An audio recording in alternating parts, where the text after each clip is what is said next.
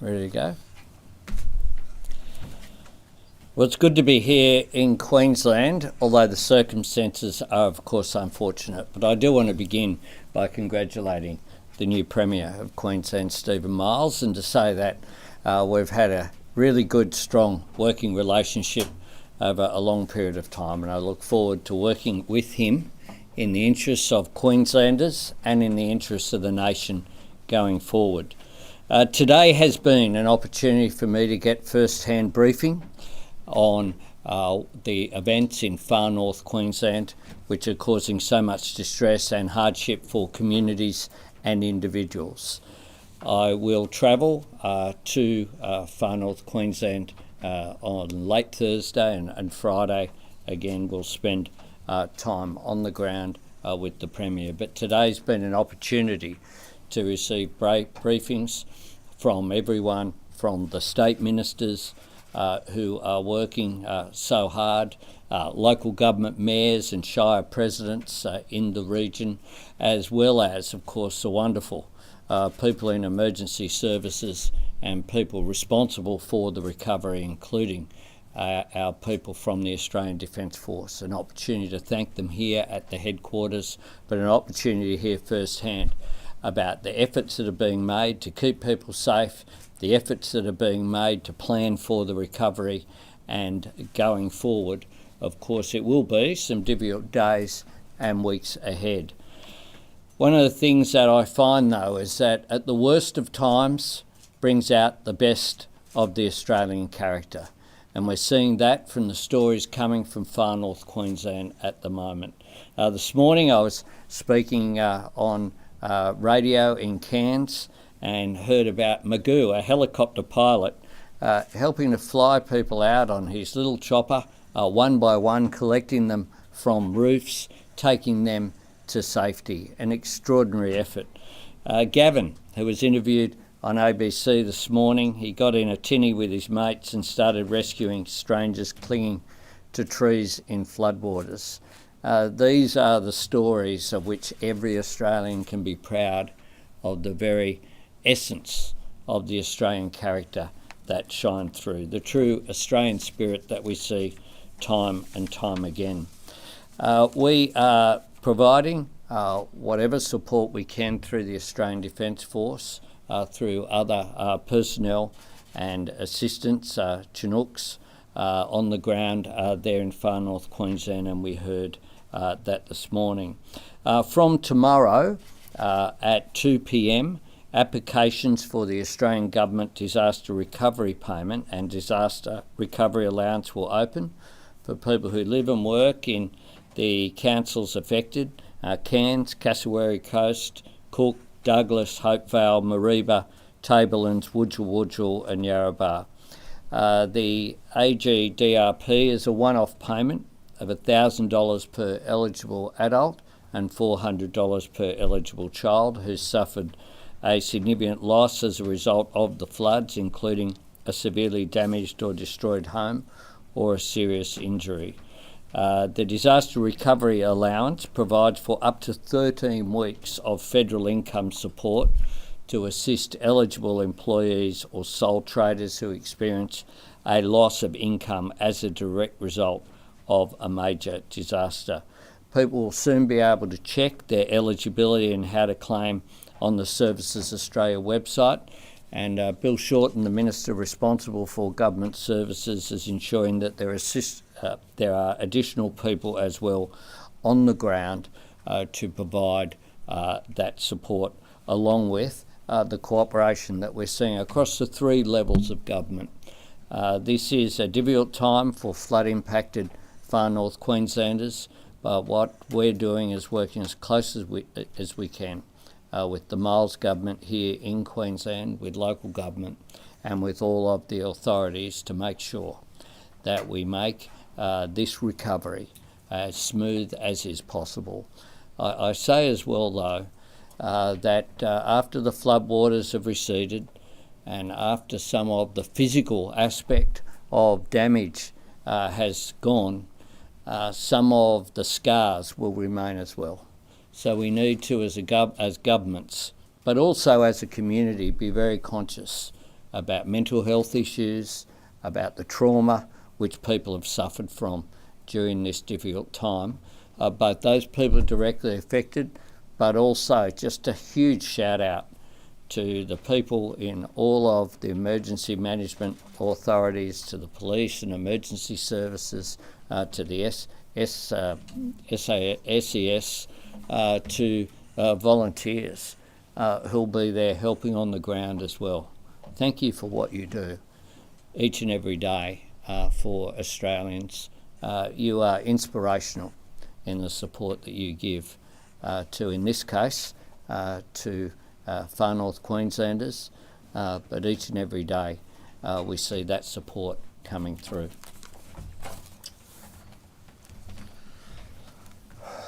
Well, I want to thank the Prime Minister for coming to our Queensland Disaster Management Committee meeting today, and also for those allowances which will assist those North Queenslanders, far North Queenslanders who've been affected by this disaster. Now the cleanup and the disaster assessments begin. And I want to assure far North Queenslanders that just as we have stood shoulder to shoulder with them and provided all that they needed during the disaster, we will be there with them during this cleanup, the disaster assessments, and then moving into the recovery phase. I think it's a very important signal that all three levels of government are working closely together through our disaster management arrangements to support far North Queenslanders. We have continued, since I last addressed the media, to see brave acts of bravery from frontline workers and local heroes, local volunteers. Far North Queenslanders are incredibly resilient. I know that they're tired and some of them are wet, but we continue to see them doing what they do, supporting their neighbours and getting on with the job of cleaning up from this disaster. Safety during the cleanup has to come first, and so we're asking anyone who's cleaning up mud or damage from floodwaters, please make sure you wear enclosed shoes. Today is not the day to wear thongs. We need enclosed shoes for everyone who could be in contact with contaminated floodwaters or mud. Some areas have seen over 2,000 millimetres of rainfall in just 7 days. That means that all of these catchments are very wet. There continues to be forecast of possible heavy showers and thunderstorms across parts of the Cape and north of about Cooktown.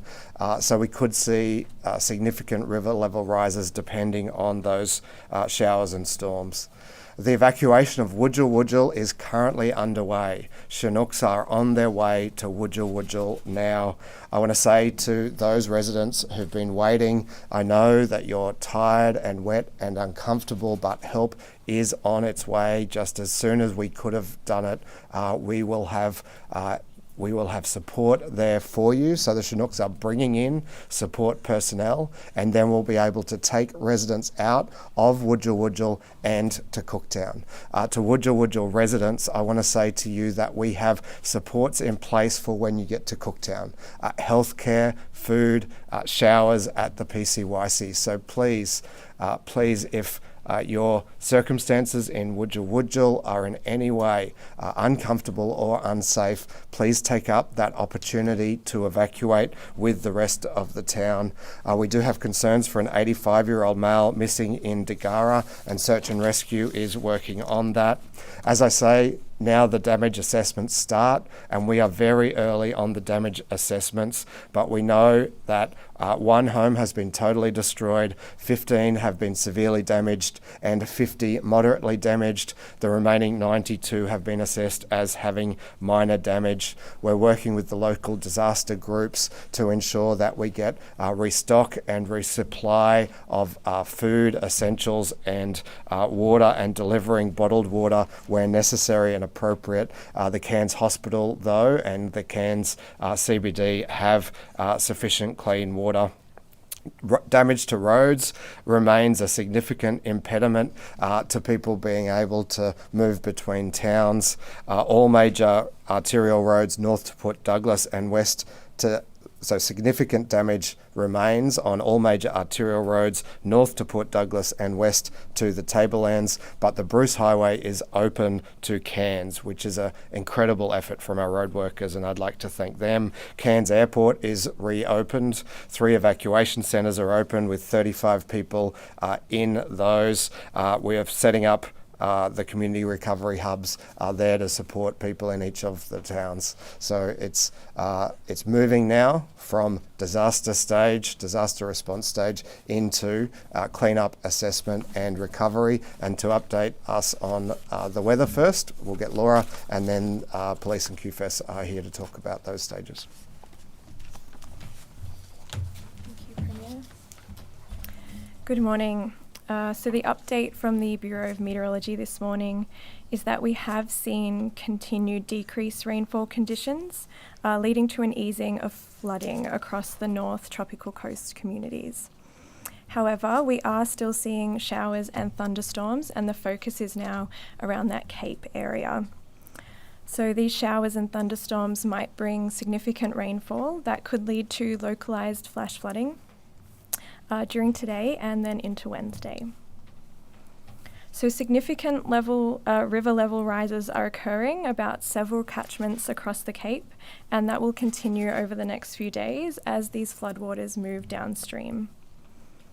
As I mentioned, we are seeing an easing trend about the North Tropical Coast catchments, so I will give a run through of what we're seeing in terms of our riverine flood warnings. So we've now issued a flood watch for parts of the Cape York Peninsula. We have one major flood warning current, and that's for the Murray River. The Daintree River has now been downgraded to moderate flood warning, so we are still seeing water in these rivers and we are still seeing moderate flood levels, even though we are seeing that easing trend. And that will continue to ease throughout the day as we're not seeing any more rainfall in those areas of significance. And we've also finalised the flood warning for the Barron River, so we are seeing quite decreased flooding in that area. It's important to note that we are still seeing flooding in parts of that North Tropical Coast, so even though the rainfall has eased significantly, there are still a lot of water in those rivers, and we still do have a large amount of warnings current for those areas. So we're asking people to remain up to date with those warnings to understand what the rivers are doing over the coming days as we start to see them decline and see that downstream flow. And also for residents in that Cape York area to be across our warnings over the coming days as well. Thank you. Good afternoon, everyone. From the very outset, I would like to thank all police, fire and emergency services, all our volunteers, SCS, and also community that has been outstanding in a lot of the rescues and evacuations that have taken place in the last few days. The Prime Minister spoke to a few of those, but there has been a substantial amount across that area in the last few days, so a sincere thank you. Thank you also to the community who have been outstanding and heeding the warnings and working with authorities as we go forward into the recovery phase. So there are a number of priorities for policing at the moment, and one of those is to go into all of our isolated communities, and there are still a lot of isolated communities in that part of the world, and start evacuating the people within those communities, but also carrying out an assessment as to what is required. That, as you have heard, is already taking place in Wujal. There's an excellent evacuation plan in place which will take place throughout the afternoon, and those people will be taken into Cooktown, who also have an excellent plan in place to receive those people. Sadly, we have the report of an 85-year-old gentleman missing for Djara. He spoke to his family very late on the 17th and was reported missing yesterday. As a result, police have been deployed into that area to search for that gentleman. As the waters recede, please be mindful the roads are extraordinarily damaged and there is still flooding over many of our roads.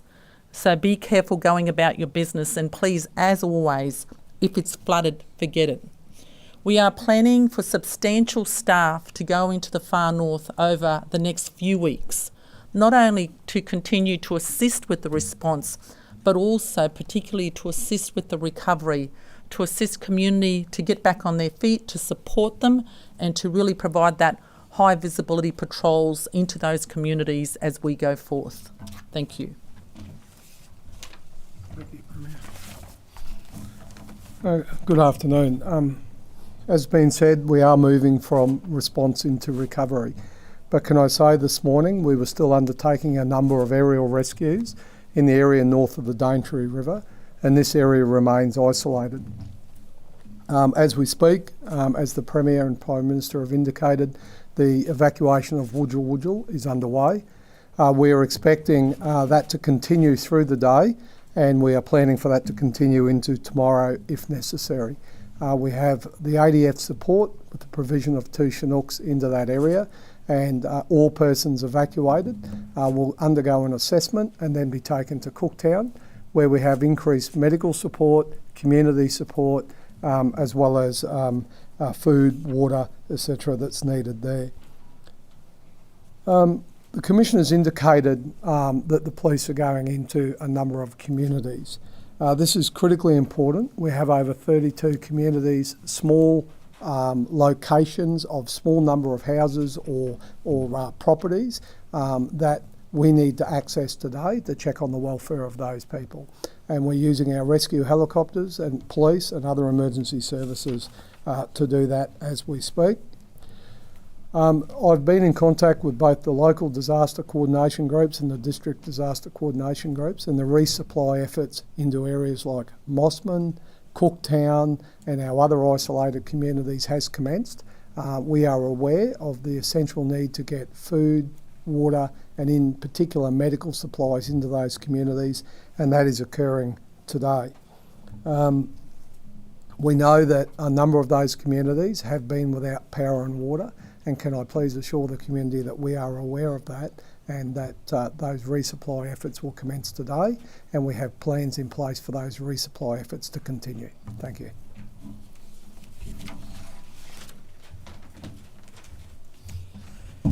Good morning. It's been an extraordinary operational period for Fire and Emergency Services over the last week and particularly over the last couple of days. So whilst our call numbers remain high, we have seen a tempo shift, and from that move from emergent calls to non-emergent calls that we're providing assistance in a more timely manner across the area.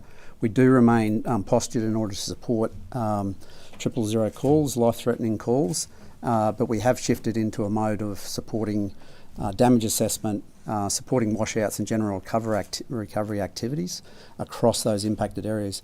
I just would like to acknowledge the extraordinary efforts of our personnel, both staff and volunteers across SES Fire and Rescue Service, working alongside partners in QPS, Defence and the community. Remarkable efforts have occurred over the last period of time, and that has generated an incredible definitely saving lives and in contributing to better outcomes for community. So I applaud everyone that has been involved in that.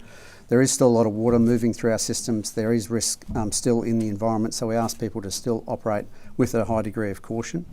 And if you are in those Good Samaritan type roles, we please ask people to take their own safety into consideration as they do that.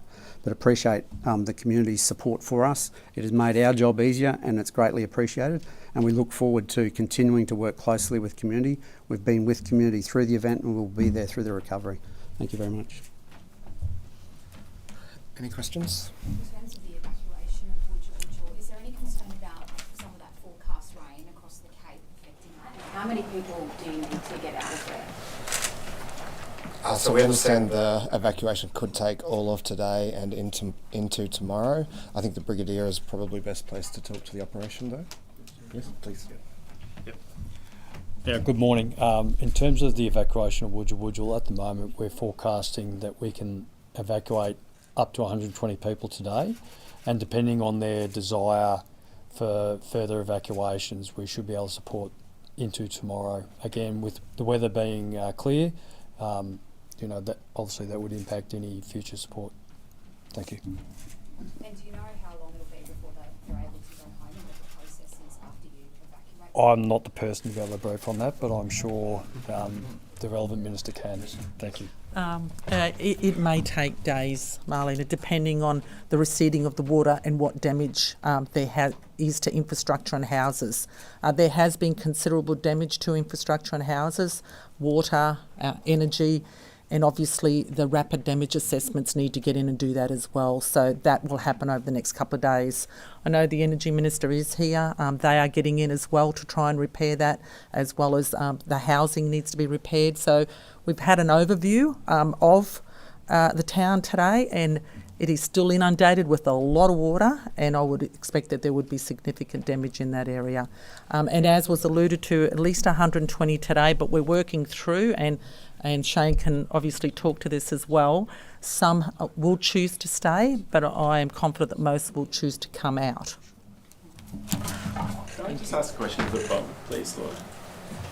There's been a lot of criticism about the tracking of the system and the adequate warning of the rainfall. There's a lot of angry residents up there. Can you explain how the Bureau got it so wrong? Yes. So in terms of this situation, the weather situation evolved quite rapidly. So we did have a lot of lead time for that tropical cyclone and the flooding in the aftermath of that. However, it was the rain rates that evolved very quickly over the weekend. So we used the best science to make those predictions, and we had to change that warning strategy quite quickly into the weekend as we got more information that those rain rates were likely to be higher than initially predicted. But on Saturday, there was no tweets issued either, so people were having to go on the website to physically understand what situation they're in. So they're quite frustrated, they're unprepared. Are you going to change that for the next serious weather event? In terms of our warning strategy, we do advise on all of our social media that the most up-to-date information is always on the website. That's where all of our warnings and all of our forecasts will be published. And then we use social media to try and back up and emphasise those messages to get out to the community.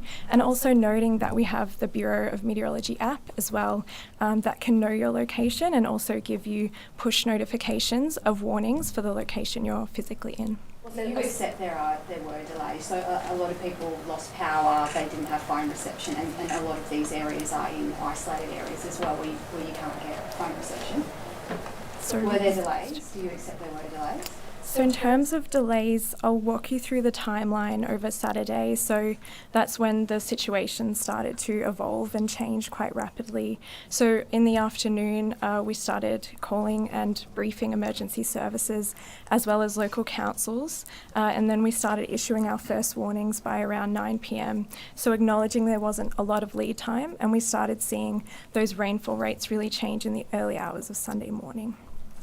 Can I ask Minister Watt to address some of those questions too? Thanks, Marlene.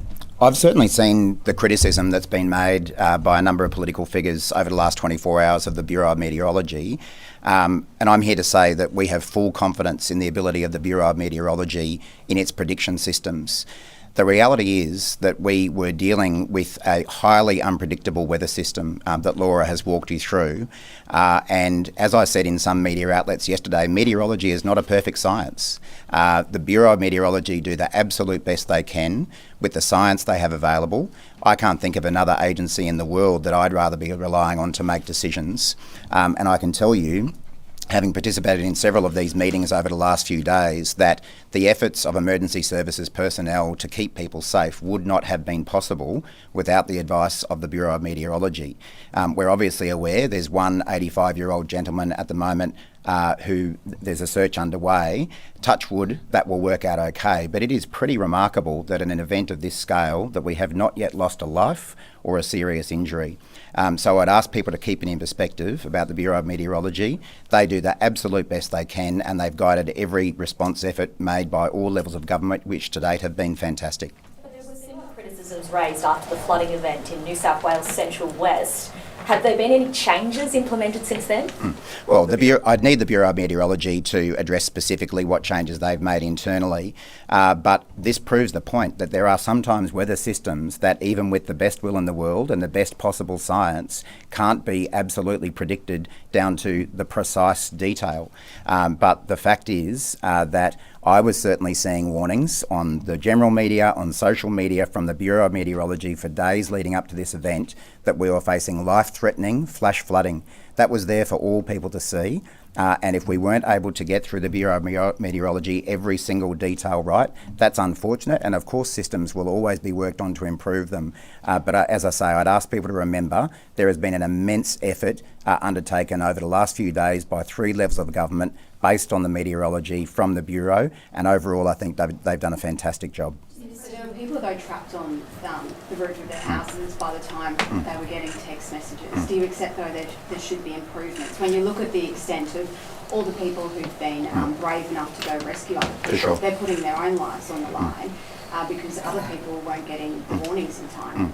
As I say, after every major event, we always refine the systems that we have in place, and I've got no doubt that will occur this time as well. So if there are improvements that we can make around warning systems, then we'll make those warnings. But again, I'd ask people to remember that what we were dealing with was a highly unpredictable, unprecedented amount of rain into an area of Australia that knows how to deal with storms, cyclones and floods. The water was moving so fast that it simply wasn't possible to update everyone with information as quickly as things were moving. But I know that the Bureau and all of the emergency services personnel did the absolute best they could.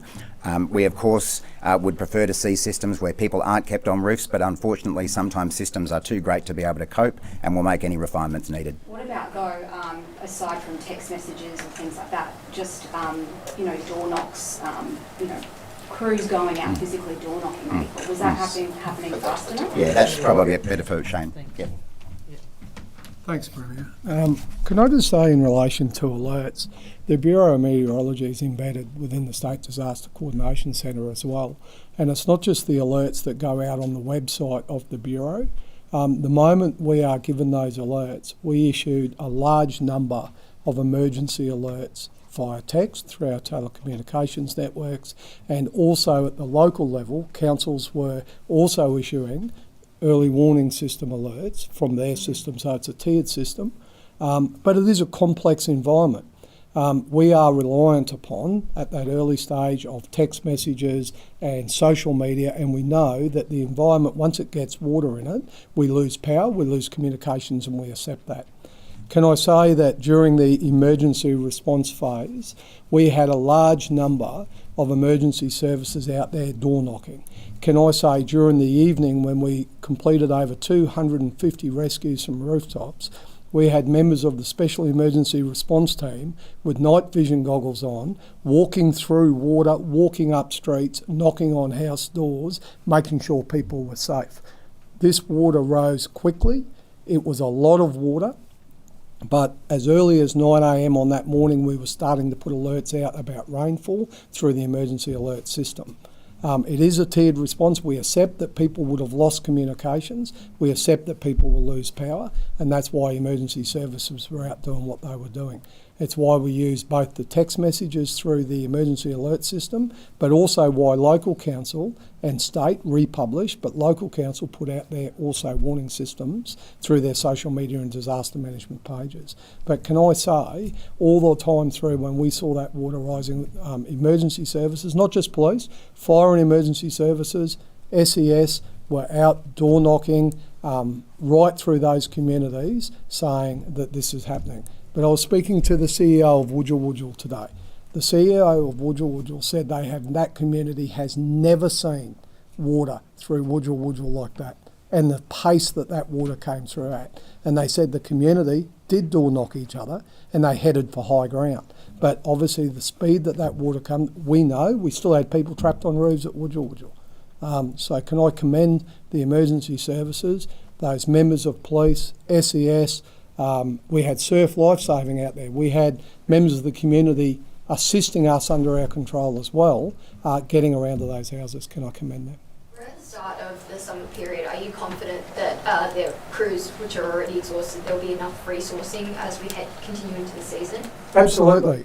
As I've been saying every day here, our crews are fatigued, our crews are tired, our crews have done a fantastic job. But this morning when those Chinooks came in from Townsville, we flew 58 additional resources into Cairns. We now know the Cairns airport's open, and the Commissioner's indicated that we'll be moving a lot of police crews up.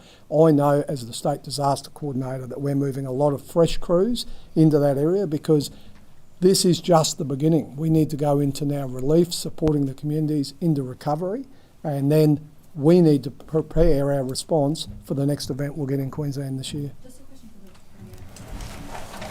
Thank you. The Douglas Shire Mayor Michael Kerr says that he feels his community there has been forgotten. What's your response to that, and what assistance will be made available for those residents? The new Minister for Emergency Services and Disaster Recovery has been talking with Mayor Kerr this morning. We understand the concerns that he has raised. I've organised for the CEO of the Queensland Reconstruction Authority to be addressing those concerns. The Douglas Council have been closely engaged with our disaster management system. The CEO has been in constant contact with the Deputy Commissioner, the disaster coordinator, the lead of the disaster coordination. We are and will continue to do absolutely everything that we can to support the Douglas Shire and their residents through the rest of recovering from this disaster event. Considerations have gone into whether there are evacuations needed in places like Mossman and Tagara, where we understand people are also flooded in the same way that they are in the Absolutely, those considerations have gone in. I've been in contact with the Mayor, and I've been in contact with the disaster management group there. In any large-scale disaster like this, we need to prioritise our resources. We were using every available resource, vessel, and aerial resources to rescue people off roofs. I spoke to the Mayor yesterday, and the first available rescue aerial resource helicopter that I had available yesterday was put into that area to rescue people off roofs. Access through this event has been incredibly difficult, as we know. We also know that we've tried to put aerial resources in the air over multiple days that were required to be grounded due to weather. So the moment we could get our rescue helicopters in the air yesterday afternoon, they were put into the Mossman Daintree area. They were put back into that area again today. We have been in contact today. You will see we have moved additional resourcing into that area. We have a vessel going up to Port Douglas to be able to resupply Mossman and Port Douglas today because access is opening. Just a question for the Prime Minister. Do you feel there's been a gap left in the ADF resources, particularly given how many aerial rescues have been needed, given all the taipans were grounded without any sort of sufficient replacement for them? No. We have been able to provide 4 helicopters here on very short time. The ADF resources were here very quickly. HMAS Cairns assisted with some of the rescue by making boats available, and the decision was made about the taipans after the tragedy that occurred in the Whitsundays on the basis of appropriate safety recommendations. Prime Minister, the cyclone reinsurance pool covers damage until 48 hours after the cyclone. Is that going to be extended up until today or yesterday, given the rainfall? Well, the cyclone reinsurance pool was created by the former Morrison government. There were lots of promises made at the time about what it would deliver in terms of insurance premium reductions, which have not yet materialised. Our government said before the election and since the election that we need to take a good look at the reinsurance pool, and that's something that's underway now. I can't be any more specific than that. Prime Minister, are you concerned by the lack of notice provided by the federal agency, given we've got hundreds of people stranded on rooftops? I think that all of the agencies have, whether they're federal or state, have done a remarkable job under what are difficult, unprecedented circumstances. Prime Minister, the budget had about $10 million to update the disaster alert system in May, the federal budget. Where are those upgrades, and will you look at fast tracking them now? I suspect what you're talking about is the national messaging system update that we funded. The most recent federal budget contained a range of measures to really make sure that Australia is much better prepared for natural disasters than we historically have been. One of the measures in this year's federal budget was to upgrade the national messaging system to ensure that we can get more accurate, more reliable, more quick messages to people in an emergency situation. When we announced that funding during the budget, we said that we expected it to be available by the end of next year, and the most recent advice to me is that that is still on track. Question to the Prime Minister. Sorry. The New Zealand Prime Minister is arriving tomorrow for his first trip. What's on the agenda for those talks tomorrow, and will you accept support from New Zealand for the floods? The New Zealand Prime Minister, I very much welcome him tomorrow. It will be Prime Minister Luxon's first visit away from New Zealand after his election victory just a couple of months ago. It took them a while to be able to form government, but we'll continue to talk about the strong relationship that is there between Australia and New Zealand. One of the things that we were able to do with the previous governments of Prime Minister Hipkins and Prime Minister Ardern is to provide an increased streamline for New Zealanders to become Australian citizens and having an enhanced economic relationship. And I have known Prime Minister Luxon for some time, from the time when he was the CEO of Air New Zealand. So we have a long constructive relationship. I've spoken to him and congratulated him on his election. We look forward to cooperating. One of the things that occurs, whether it be disasters in New Zealand or here in Australia, is we always help each other out. We're mates. In the truest sense, I'll be discussing with Prime Minister Luxon tomorrow, but one of the things that always occurs with our agencies is cooperation, and I'm sure that New Zealand, if any assistance is required by the various agencies who are represented here, then I'm very confident that Prime Minister Luxon would provide support, just as Australia always provides support for New Zealand. Thanks. Can Nasser Ben Bricker be allowed back in the community, Prime Minister? Can I just get you on that, if that's all right? Well, that's a matter of the law. It's not a matter of my view. It's a matter of the law. And we have put in place the strongest possible recommendations to ensure community safety. And it is a good thing that the courts have determined to do that. Thanks. Thank you.